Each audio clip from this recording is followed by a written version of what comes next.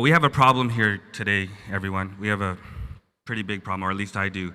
I have a presentation that's probably a 60-minute presentation that I need to get done in 20 minutes. So I'm going to go fast, and I'm going to click through this presentation. And if you, by any chance, get a little bit uneasy when it comes to video games, just look away if this makes you nauseous or anything like that. Let's begin. When Steve Jobs died, I woke up in the middle of the night and I wrote this op-ed. It was published in the national newspaper as well as many of the papers across Canada. And the title, Innovation is Evolution, is a good setup for this presentation. The question I ask in this is, I looked at some different aspects of Jobs and spirituality and so on. But the core question I asked is, why do we care? Why are we so fascinated by this man? Why does he have multiple movies already? Why do, when Apple comes out with a new color, that they write articles about it and it trends? It's because it's innate within all of us to respect evolution. If you see somebody bettering themselves, you respect that. Whenever you see a person running a marathon or educating themselves, you respect that. It's innate within our human nature to respect innovation because innovation is evolution. Just to give some perspective, we're going to go give some perspective on blockchain and the metaverse and its impact to us all. I want to just take us way back in time, 400,000 BCE, in the invention of controlled fire, one of the most significant innovations in human history. It was more than just the ability to cook food. Carbohydrates had a dramatic increase on the brain capacity. It was more than just safety. It gathered us together. It made us start to communicate and collaborate. And that's why, if you fast forward to 100,000 BCE, that's when we see the invention of semantic and phonetic languages. Farming is invented 15,000 BCE. These are innovations that were so profound, they changed the world in dramatic ways. And we really cherry-picked the best ones. The invention of the wheel, the first use of money, 3000 BC. During the Dark Ages, it's kind of interesting they call it Dark Ages, because during that period of 1,000 years, I had a real tough time finding significant innovations that affected human history. The word Dark Ages is very appropriate. We skipped through the invention of electricity, steam engine, the telegraph, the telephone, the transistor, eventually leading to the PC in 1969 when the internet was born. That's the true birth date of the internet. And ultimately the first phone and then the World Wide Web. If the internet was the apocalypse that basically shook the world, the aftershocks to the internet are as follows. First, after the bubble, we had a dramatic overspend in infrastructure, huge spend in the backbone, undersea cabling. The mobile era really began when Apple released the App Store, 2008, and then we had other subsequent waves, social media era, the sharing economy, the fintech revolution, the Internet of Everything. Now we're going to be drilling down on this topic, the metaverse and blockchain. And artificial intelligence. I've given presentations that last an hour just on artificial intelligence, but this is a very significant one because beyond AI, it's very difficult to see how innovation will evolve. And that's because AI will be driving innovation. And that'll be a very interesting time. So we're now sitting in an era where there's fintech startups everywhere. In fact, if you look at the homepage of Standard Bank, look how every part of that website is under attack by a fintech startup. So basically, there's an African fintech startup for it. This gentleman used to run Barclays Bank. He said something very interesting. He was talking about the evolution of banking services, talking about how he expects a dramatic reduction in the amount of branches. And you know what? If you look at how the news has developed over time, you have these job cuts, 2016, 2019, 2020, even Canadian banks. And what's happening is we're seeing a shift towards this. That's $220 billion invested in global fintech. That is an unbelievable number. If you look at the African number, it's about 2 billion, so it's about 1%.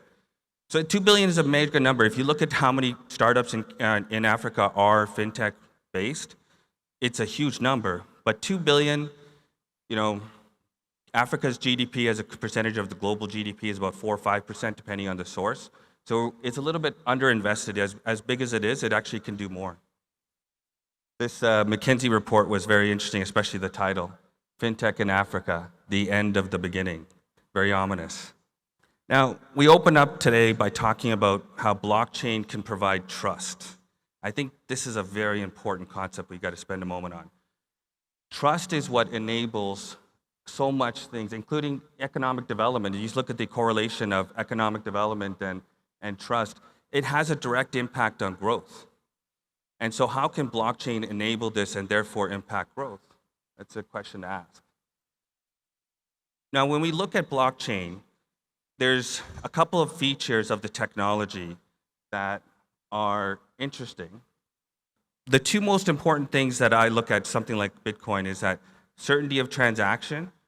When you do that transaction, you know it's going to go through, and you have that ability to stay anonymous or be public. These are the core sort of features of blockchain. Being distributed, immutable. These are words that you're very familiar with, both public and private. And there's been a lot of hype about blockchain. There's no doubt that we have to kind of figure out what is distill the difference between the hype and the reality. But the hype is really, translated into massive investment. So if you look at that, this is just investment in cryptocurrency and blockchain companies, about 30 billion. So just over 15% of the global fintech investment has gone into this area. Ultimately, blockchain, just to kind of make it really oversimple, blockchain is a ledger. In many ways, it's not dissimilar to what you have with your credit card network. You have a ledger of customers over here. You have a ledger of merchants over there, and they're the purveyors. They're the holders of that information. So how can trust and blockchain disrupt industry? Okay. What it can do is it can allow us to disrupt business models themselves. Trusted parties that typically stand in the middle, like a Visa and whatnot, we can now innovate and create new methods to basically overcome these issues of what that middleman represents. We already see this. We've seen this. Look at this. We've seen it with taxis, hotels and resorts, shopping malls. These are large companies that have been successful through this disintermediation. And if you look, this is a picture from Wayback Machine. This is what Expedia used to look like. And even Expedia, what were they doing? They were disintermediating travel brokers. So Web 1.0 had an early sign of things to come. Yet, there remains brokers that stay in the middle of transactions, especially ones with high levels of asymmetric information like real estate or stockbrokers. What blockchain allows is to take this complicated transaction, this is a real estate deal, and these are all the parties that are around it, and simplify it to that. Although blockchain has this unbelievable potential, let's not be confused and think that there will not always be a role for private systems. And healthcare is a great example. I don't think we want our public records to have public information about our healthcare, and there'll be many examples like that.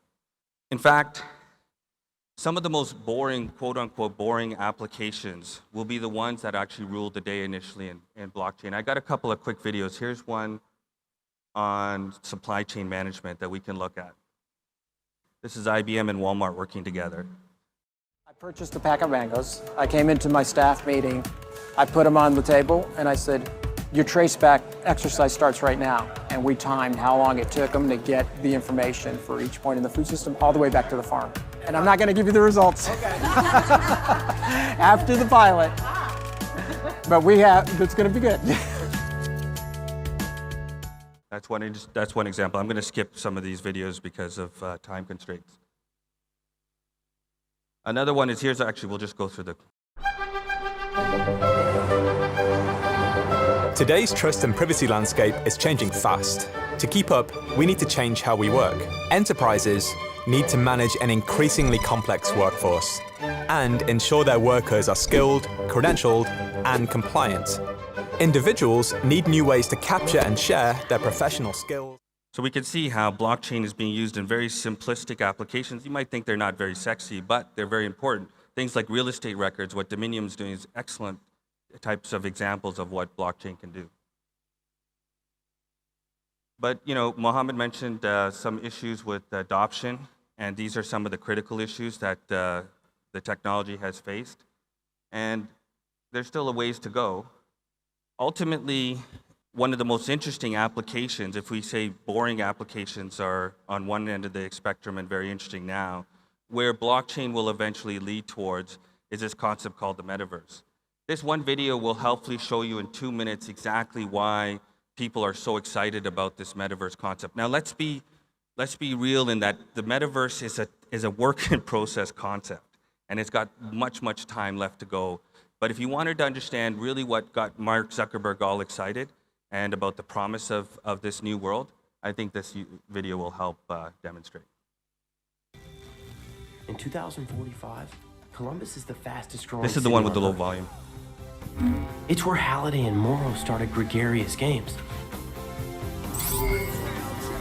So let's remember, we're in a world where not everyone's all happy and These stuff. days, So the metaverse reality is a bummer. great way for you Everyone's to escape. looking for a way to escape. And that's Haptics, why Halliday, physical that's why he feedback, was such a hero to us. and then you can see how He he's showed going us to that run we could here. go somewhere without going anywhere at all. You don't need a destination when you're running on an omnidirectional treadmill with quadraphonic pressure-sensitive underlay. James Halliday saw the future, and then he built it. He gave us a place to go, a place called the Oasis.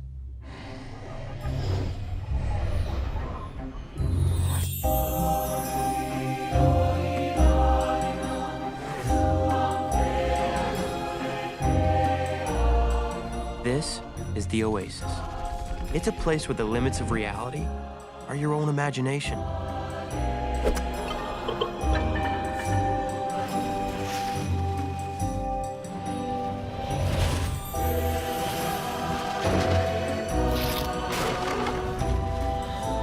You can do anything. Go anywhere. Like the Vacation Planet. Surf a 50-foot monster wave in Hawaii. You can ski down the pyramids. You can climb Mount Everest with Batman. Check out this place. It's a casino the size of a planet. You can lose your money there. You can get married. You can get divorced. You can go in there. People come to the Oasis for all the things they can do, but they stay because of all the things they can be. Tall, beautiful, scary, a different sex, a different species, live action, cartoon. It's all your call. Yeah, that's me. Well, that's my avatar. At least until I feel like changing. Except So that concept exists in isolation in different places.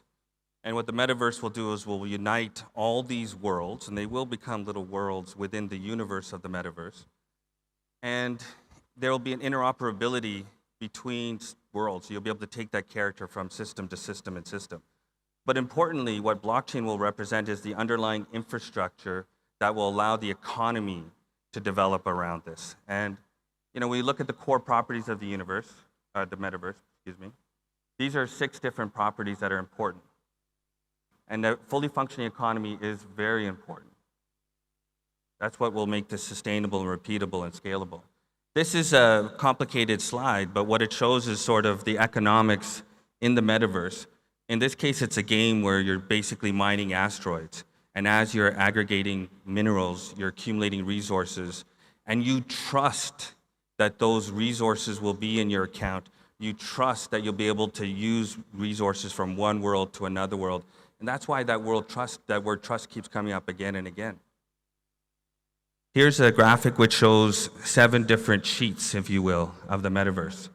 And, the infrastructure right up to the experience. The decentralization aspect is just one aspect of this. And the interoperability. And this is a hard slide to understand as well, but basically it reorients the entire interface between you and the internet. Before, you're the user and everything is surrounding you as for your devices and however you on-ramp to the network. In a blockchain-powered metaverse, things change. All these devices and applications are all interoperating. And just like you would see in nature or in a fully functioning economy. And the environment here in Africa, it's thriving. There's a lot of really interesting articles talking about this. The demand for developers in particular is something that I think we can all relate to. This slide here is something that hopefully everyone in the room is familiar with. It's a little bit dated, but it shows Nigeria is 32%. Like, look at the difference between how many respondents in these countries are saying they own cryptocurrency. That was, like I said, that survey's a little bit old, but that's a very significant survey, and it'll be very interesting to continue to watch how this evolves from here. Nigeria has tremendous potential in terms of leadership. There's a Metaverse company locally as well. I was going to pull some videos from that, but there's some more room for development there. And there's this prediction here from Meta about the economic impact on Africa directly. Now, if I was to kind of bring things together and connect the dots from the earlier part of the presentation talking about the history of human innovation, and then we now talk about the evolution of humanity as well, I think this video here will help demonstrate what I think is the potential.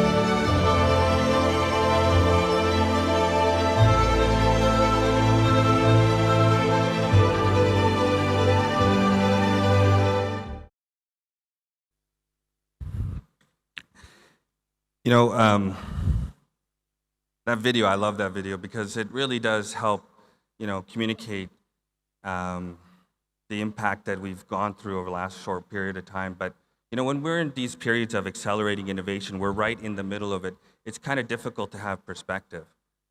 But the perspective that we can give from an African point of view is this. This is not Africa's year, in my opinion. There's a reason why we set up a venture fund. There's a reason why we set up a software development lab here in Nigeria, in Lagos in particular.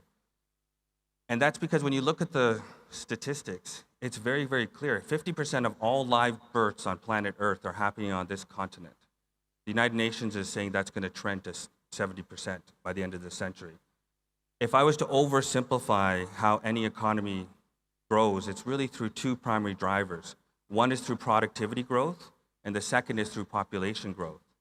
Africa has the benefit of both. COVID was a terrible, terrible time, but there was some derivative implications, some sort of unforeseen circumstances, one of which is we've seen thousands and thousands of new ed tech startups emerge. And not all of them need to succeed, only a handful need to succeed and start showing a new way of doing education. And what place on planet Earth will benefit most from evolutions in the ed tech model? Actually, I don't even think this is Africa's decade. This is Africa's century. Thank you so much.